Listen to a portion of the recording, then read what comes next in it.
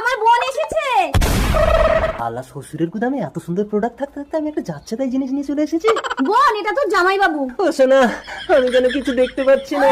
তুমি কিছু দেখতে পাচ্ছ না? তোমার দৃষ্টিশক্তি চলে গেছে। আমাকে দেখতে পাচ্ছ? হ্যাঁ, এই তো তোমাকে ধরেছি। তুমি কিছু দেখতেই পাচ্ছ না। এবং তুই কিছু মনে করিস না, আসলে তো জামাই বাবু চোখে দেখতে পাচ্ছে না। ওগো, তুমি যখন এই পৃথিবীর আলো দেখতে পাচ্ছ না, আজ থেকে আমিও এই পৃথিবীর আলো দেখবো না। সারা জীবন চোখ বেঁধে রেখে তোমার কষ্ট অনুভব করব। জামাই বাবু, দিদি মনে হয় আমিই অপয়া। আজ থেকে তোর সব কাজ আমিই করে দেবো। আরে সারি, তোমার দিদির কাজ সব ঘরের ভেতরে। কই গো, কই গেলে? আর 6 মাস হয়ে গেল তোমাকে আমি হাতে নাগালেই পাচ্ছি না। এই বোন, একটু দেখ না রে, তুই অন্য জামাইবাবুটা কোন দিকে গেল?